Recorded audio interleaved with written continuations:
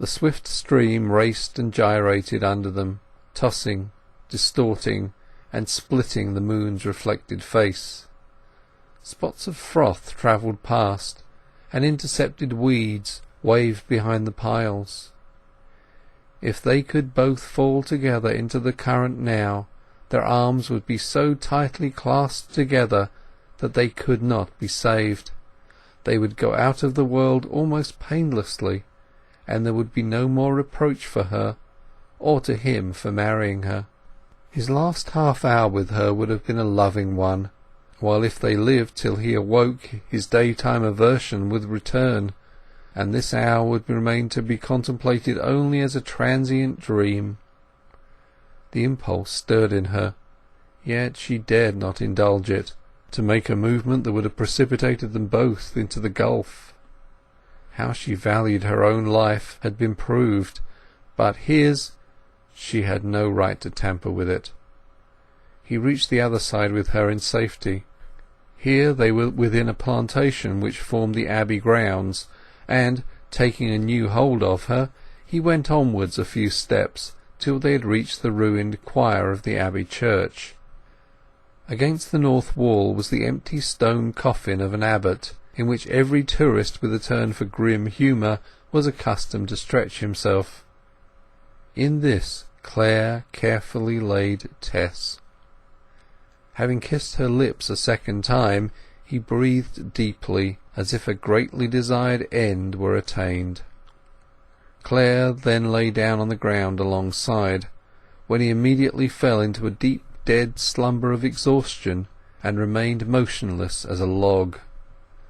The spurt of mental excitement which had produced the effort was now over. Tess sat up in the coffin.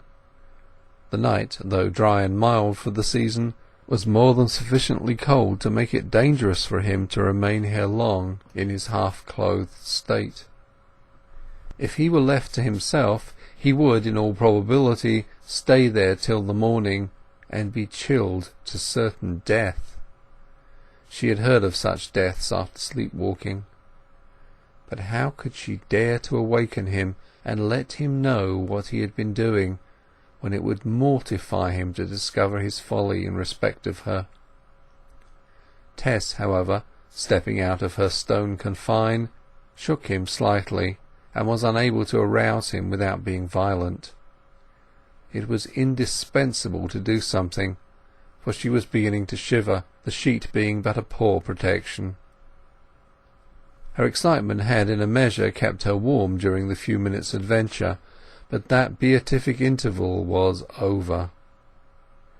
It suddenly occurred to her to try persuasion, and accordingly she whispered in his ear with as much firmness and decision as she could summon, "Let us walk on, darling," at the same time taking him suggestively by the arm. To her relief he unresistingly acquiesced. Her words had apparently thrown him back into his dream, which henceforward seemed to enter into a new phase, wherein he fancied she had risen as a spirit, and was leading him to heaven. Thus she conducted him by the arm to the stone bridge in front of their residence, crossing which they stood at the manor-house door. Tess's feet were quite bare, and the stones hurt her and chilled her to the bone. But Clare was in his woollen stockings, and appeared to feel no discomfort. There was no further difficulty. She induced him to lie down on his own sofa-bed, and covered him up warmly, lighting a temporary fire of wood to dry any dampness out of him.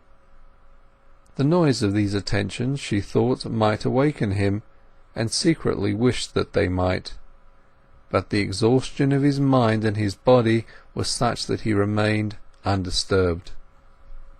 As soon as they met the next morning, Tess divined that Angel knew little or nothing of how far she had been concerned in the night's excursion, though, as regarded himself, he may have been aware that he had not lain still.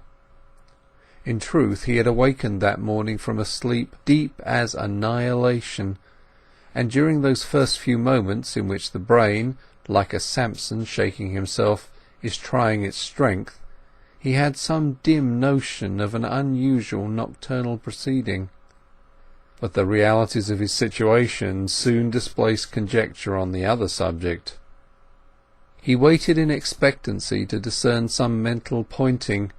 He knew that if any intention of his, concluded overnight, did not vanish in the light of morning, it stood on a basis approximating to one of pure reason, even if initiated by impulse of feeling, that it was so far, therefore, to be trusted.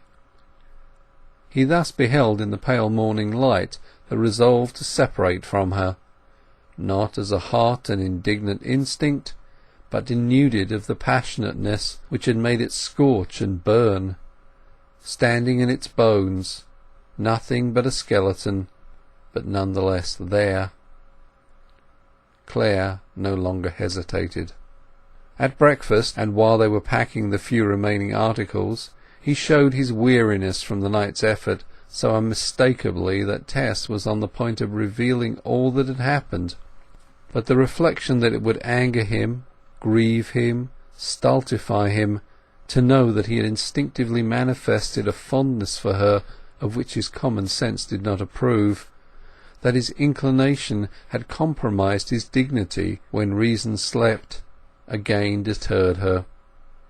It was too much like laughing at a man when sober for his erratic deeds during intoxication. It just crossed her mind, too, that he might have a faint recollection of his tender vagary, and was disinclined to allude to it from a conviction that she would take amatory advantage of the opportunity it gave her of appealing to him anew not to go. He had ordered by letter a vehicle from the nearest town, and soon after breakfast it arrived. She saw in it the beginning of the end, the temporary end, at least, for the revelation of his tenderness by the incident of the night raised dreams of a possible future with him. The luggage was put on the top, and the man drove off, the miller and the old waiting woman expressing some surprise at their precipitate departure, which Clare attributed to his discovery that the millwork was not of the modern kind which he wished to investigate, a statement that was true so far as it went. Beyond this there was nothing in the manner of their leaving to suggest a fiasco, or that they were not going together to visit friends. Their route lay near the dairy farm from which they had started with such solemn joy in each other a few days back, and, as Clare wished to wind up his business with Mr. Crick, Tess could hardly avoid paying Mrs. Crick a call at the same time, unless she would excite suspicion in their unhappy state.